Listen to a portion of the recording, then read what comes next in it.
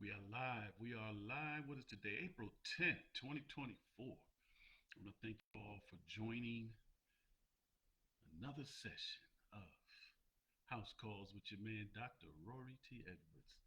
I like to say I hope all and each and every one of you had a great month of March. I sort of fell back a little bit for March because I know how the frenzy of March Madness can get in people's personal and professional lives. And the funny thing about it, when people talk about visiting Las Vegas, March Madness is the most visited time during the year in Las Vegas. People come out here for March Madness. They come out here to bet. They come out here just to be a part of the frenzy of what goes on in the basketball world. But I want to say, first and foremost, congratulations to Coach Dawn Staley and the South Carolina Gamecocks for winning the national championship. They were definitely the better team that won on that particular day.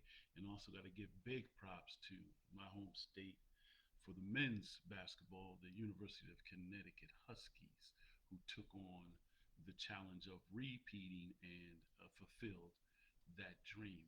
Now, one of the things that's really, really funny is that when we're talking about relationships today, when you talk to most people think of relationships as two people. You know, in most cases, if we're going to speak in the terms of of society, most people think about it as a male and a female relationship. And you prosper from the way you build your relationship. Just like you prosper in any personal or professional journey, you prosper based on who you have in your circle of influence. You heard me say that word a lot of times, your circle of influence. You heard me say, and you're going to hear me say today a lot more of self-love and self-care. And that's what we're talking about when we start to discuss relationships. And relationships aren't just with a particular person. Relationships are with everybody you encounter every single moment of the day. When you choose to walk outside the door of your humble abode, you will you will engage with people. You will engage with situations. You will engage at the grocery store. You will engage at the bank. You will engage at your workplace. You will engage at your place of worship. You will engage in traffic. You will engage if you take public transportation. You will engage with people. You will be establishing a relationship on how the interactions happen. But I want to share two things that I think are very, very important. What's really drew me to discussing relationships today is because one of the things that most people don't realize is that relationships also help and develop your personal emotional responses to certain things because you believe that sometimes you've missed certain things going on or you haven't been aware of them, but you really didn't know they existed, but they were part of a relationship that drew you in to making an emotional decision or an emotional response or an emotional outburst. But let's talk about why I decided to do this. And as I told you all before, as we mature, uh, we have to realize that sometimes our brains that were very, very sharp when we were young may not have had the knowledge that we're able to share now. So you have to write down your notes so you stay within your agenda, right? So I want to start with the reason why I'm here is because I really recently took on a newly formed couple. I want to say they're newly formed because they decided that they were going to live together. They were going to take on this life as adults. I want to say adults who want to cohabitate together and possibly look at moving into marriage in the near future. But the one problem that they have is that they have a lot of friends on both sides. The young lady has a lot of male friends on her side, and the young brother has a lot of females on his side who they both believe are very important parts of their lives going forward. And so the first thing I did with them is I shared a story. And I shared a story about a young man. And I know Marilyn likes stories, so I'm going to share some stories today. So, Marilyn, if you listen, I got a few stories for you today. There was a young man who lived in a village, and during the time of the young man's life, what he did is he consumed everything that he thought was of value. If he saw something on the side that somebody disregarded, he would take it and bring it to his home. If he had pictures in the newspaper, he would cut the articles out and put them in a book. He had remnants, pictures of family members long, long time ago. He had all of the things that um, generated information or memories to him in his life that he consumed.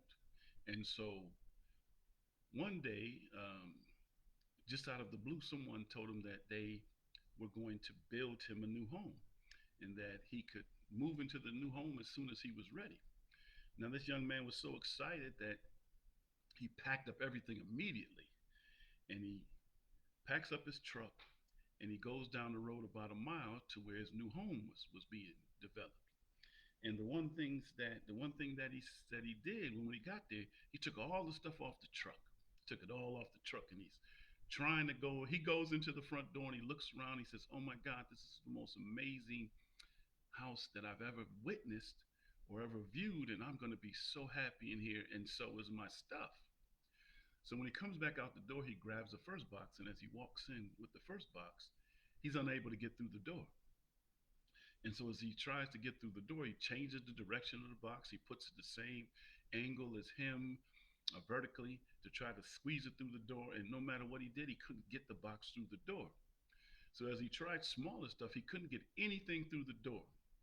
Finally, the builder comes around and he asks the builder, he says, "Wow, you created this new house for me, but I can't get anything in there." And the builder tells him that for you to start and for you to build a new life, you have to let go of the things that were in your past. The things that you thought created and developed your past are no longer valued in your present and your future. And so the man thought about it and he says, "Wow, I never thought about it from that perspective." But when we talk about that story, what is the moral of the story? It's that our attachments to the past can prevent us from moving forward. And for us to embrace new opportunities, we must sometimes let go of the baggage that has held us back. And so that's what I'm trying to explain to this new couple. How important is your future for you to all say that you want to be together, but you must carry these other people into your future with you?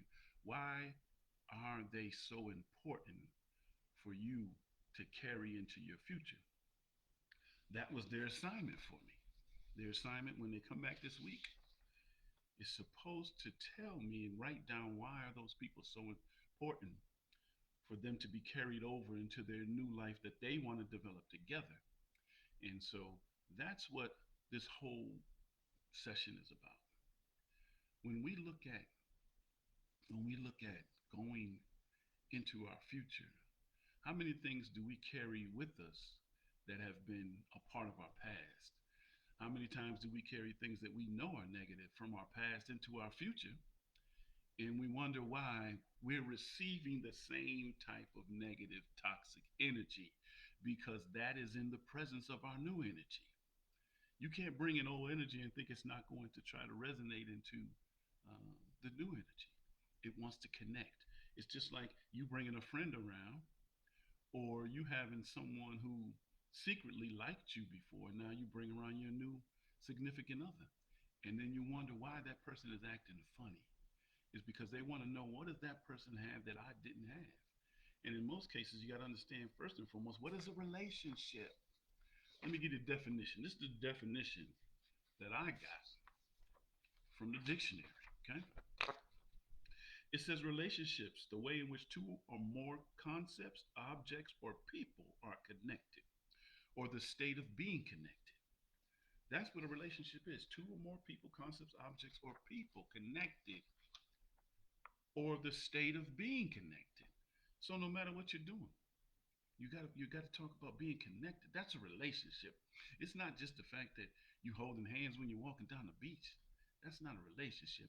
That's because you already established that connection with that person, and that's something that makes you both feel connected to one another. You also may have a connection or relationship, good relationship with your boss because you've established who's in what particular role, and you understand that the growth will only happen if you both have a very positive relationship. Now, what's some of the things that I was talking to the young couple about, but I'm talking to people about as they look at developing relationships, not just personal, but professional relationships? Some of the areas, I'm going to give you 10 real quick, real quick. I'm not going to go into them. I'm going to give you the opportunity to go and look at them and find out how they fit into um, your daily agenda on you establishing relationships with people, either personal or professional. The first one is trust. We know that trust is the foundation of everything. If you don't trust somebody, it's very hard and very difficult for you to establish a relationship with them, right? Communication. Communication is not just verbal. Communication is also physical. I mean, it's facial. It's also body gestures. It's also nonverbal communication. What are your thoughts saying about this individual that you're engaging with? Communication, most of us think it's got to be what I'm doing right now, talking to you. It's not that. It's a little bit more than that because sometimes your thoughts are already developed in your brain and then you spew them out based on what perception or what um, evaluation that you made from the trust of that individual. Let's talk about the third one, which is big and everything. Respect. How do you respect that person?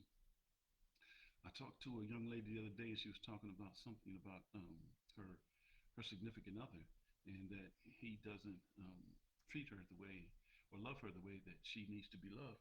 And I said, men are different, and I'm going to explain that why. Men are different. Men don't love women the same way women love men. Men love women when they commit to them. See, your love is different than our love. All men want to do is be respected. If you respect your man, you'll get all the love you need. All of the love you need. That's a free one right there for you young ladies out there looking for why is my man not loving me the same way I'm loving you? Because he's a man. That's the free one right there. Next one, empathy. To understand someone's feelings, you have to understand, put yourself in the other person's shoes when you're talking about developing a relationship. You got to have empathy. And if you don't understand empathy, go to the thesaurus and look it up. It has a very, very um, uh, defined meaning of what empathy really means. The fifth thing is commitment. You got to be committed. If you're not fully in, fully get out. If you're not fully in, fully get out. Sixth one, mutual goals and values. This is talking about a relationship no matter what you're dealing with. You got to have mutual goals and values. You can't come into a situation thinking that this person is going in one direction and you're going in another direction. You can't come into a relationship where one person believes in one form of religion and the other person's an atheist. You got to have mutual goals and values. Let's go to the seventh one, conflict resolution. In every life, there's going to be valleys and there's going to be peaks. And if you can't deal with the conflict and have a way to resolve those conflicts, you'll never be in a successful relationship, personal or professional. Let's go to number 8, independence and interdependence. To be in a successful relationship, what you have to do is you have to allow the other person to also do things that make them feel valued and whole, and also for the same thing for you. You have to establish things that give them the opportunity to sometimes do things. Now, a husband can't get up and go everywhere with his woman to get her hair done and get her nails done and go, unless you do pedicures and manicures. Make that a date if you do it together. But don't question the individual. Where were you? That's not interdependence. That's the fact that your emotional jealousy is taking over. Let's go to number 9, support. Support is huge. And it's not just because you're saying, I support you by verbalizing it. Support the individual in any relationship, work, church, social groups, fraternity and sorority groups, social groups, athletic groups, anything like that. You got to support the person, and you got to support them with positive reinforcement, but also negative reinforcement. Also to let them know that it's never about losing. It's about winning or learning. That's what you're talking about when you talk about support. And number 10 is adaptability and flexibility. Everybody's not the same. We're all created different. We all got to adapt a little bit. We got to be a little flexible in our movement. But to be successful in any type of relationship, you have to be able to utilize and, and operate under those 10 principles. Now, one of the other things I'm going to give you real quick on the free tip again. See what I'm saying? Because you got to come to the Rory T Edwards group, www.rorytedwards, and sign up. Sign up to get some of these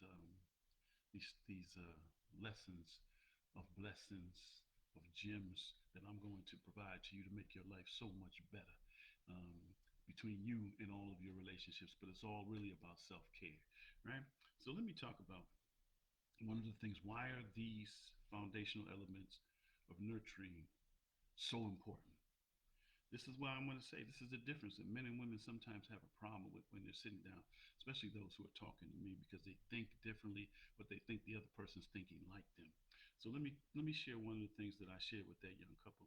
I said women are generally perceived to be more expressive and emotionally orientated, often seeking emotional connection and validation through conversation. They might use communication as a way to process their thoughts and feelings and may prioritize emotional support and understanding in their interactions. See, so women, this is an emotional thing for them, right? And they want you to respond the same way. Now, what about men? Men, on the other hand, may lean more towards a direct solution orientated communication. They might be less inclined to verbalize emotions or delve into emotional decisions, often focusing on solving problems or offering solutions rather than exploring feelings of depth. This difference can lead to a misunderstanding where a woman seeking emotional support feels her needs are not being met when a man responds with practical solutions instead of empathy and understanding. I spoke about that a little earlier, didn't I? That's what I spoke about. So, what does this all mean? Why do I put so much emphasis on self care and self love? Because if you can't take care of yourself, you're never going to be able to take care of anyone else in a relationship, either your personal life, your professional life, or any other form of life that you choose to go in. You'll never be able to take care of anyone because the thing is, you're always having that battle internally with yourself about, I'm not good enough. Am I giving the right information? How do they feel about me? All of that stuff that causes you to pull back on possibly having very valuable information in the relationship. That's why when I tell people, I spent so many of the last years of my life just working strictly on Rory T. Edwards. Nothing else. Never allowed any other things to get in the way of my development of what I believe needs to happen to me. And I've seen some growth. Do I have some growth to do? You better bet I do. Because I was so far gone at some point in my life that I thought I would never get back. But, I don't want to say that because I don't want people to think that I'm this uh, victim story. I'm no victim. Please believe I am not. But I want to talk about that self care so much. Why do I talk about it? Self care is so very important because it's five principles that we need to worry about when people say self care. It's just not picking up your religious information and believing that because if you delve into it, God's going to come in and scoop down and clean you of what you need to do. There's five steps that you need to take. It's not one step to anything. There's not one step to anything. There's multiple steps in any process that's going to get you to be successful. Now, what are the steps when we're talking about um, self care? In the realm of psychology, self relationships, love is equivalent to the core for which our thoughts, behaviors, and emotions emanate. Right? Now, when I go to places, the first thing I try to do is I try to immerse myself into the culture of a place. I don't go into a place and let anybody dictate to me what I think it's going to be. I have to get out into the culture, find out what the people are doing, what the environment is doing, what is all of the things that make this place special or make this place in need of some type of intervention. But when you talk to yourself, you have to get into the core of what really is important to you to develop who you're supposed to be. Now, what are the things about self-care that you need to work on? The first one is your physical self-care. Physically means if you look in the mirror every day and you're confident with what you see and you're happy with it, do you.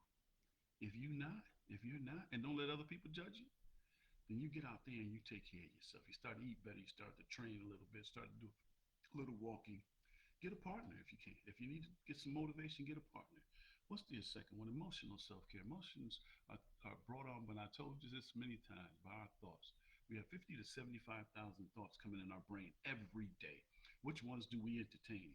The ones that we entertain are the ones that drive our emotional behaviors. So you got to get emotional self-care, psychological self-care, um, doing things like meditation, doing things like just sitting somewhere and just releasing your mind, opening up that third eye, receiving information from the universe, making sure that your psychological understanding of things is totally important. Um, the fourth one is our spiritual self care. We have to get spiritually. Uh, our self care spiritually has to be very very important too, because it's the foundation for which most of us operate on this planet. Is our foundation of care is through spiritual. And the last one is social self care, building relationships, understanding that your if you're looking for a certain amount of likes on social media and you don't get them, it doesn't mean that you're a failure. It just means that your message needs to be probably reposted somewhere else where the people of like minds will receive it, right? That's what you have to do. But I want to end today with a story again, real quick. This is a real quick story. What made me really come to this also that brought the couple to me. And recently I was traveling back from out the country. I got into the um, customs. And when I'm at the front of the line, all of a sudden the line splits and they go to another line, but I'm stuck behind a young lady who's at the booth talking to the customs officer. And he's asking her all these questions, and at first I'm really getting upset because I'm saying, why is he doing this to this young sister? Yeah, I ain't see him ask the lady in front of her all these questions. But then as I listened to the questions, it really was profound to me why he was asking all these questions. She only was going out the country for 3 days, and she had 5 bags. She had three huge suitcases and two carry-ons. And he was asking her the country she went to. Did she purchase anything? How much money did she bring with her? How much money did she bring back? Uh, why are these bags so heavy? What are you bringing inside them? And she really couldn't answer all those questions. And eventually, to make the story short, eventually he called over an officer and made her go with him to another area to check their baggage. And so as I'm sitting there, I never really witnessed that. I saw that on TV, but I really never witnessed it.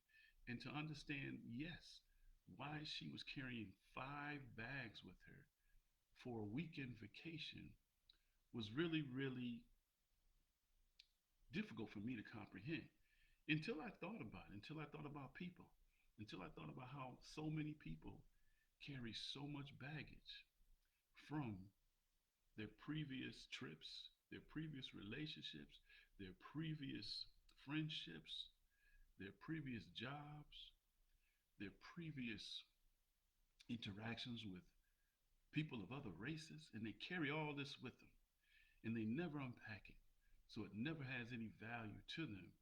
And the young lady couldn't answer why she was carrying 5 bags. I didn't stay at the airport long enough to see if she was released or if she had brought something that illegal back into the country. But it made me think about how many of us travel to a new destination and carry so much baggage from the last destination. That's what we do in life too. If we're in relationships with people, we carry over that baggage to the new relationship. We have friends who we're no longer with, and the first thing you say is, when I say my name is whatever, people say, "Oh, I know a John. I hope you're not like that John." And that's because you're carrying baggage and you never give the new John an opportunity to show you that he's not like the old John. And then you also have to realize, with the old John, what was your role in the old John and you having a terrible ending relationship? This is why I talk about so much self-care. When you develop a very important and vibrant self-care process, none of that baggage will matter to you. You'll carry a small bag. You'll enjoy your trips. you'll enjoy your new relationships, and you'll enjoy your new way that you see life. I know this is kind of long today, but I've been gone for a month. I had to come back today and put some words of wisdom into the universe about relationships, because going forward we're going to have to understand how to deal with relationships. We see where this country's trying to go. It's going to be about how you perceive, how you engage, how you get out of relationships. That's going to keep you sane and in the game, in the game.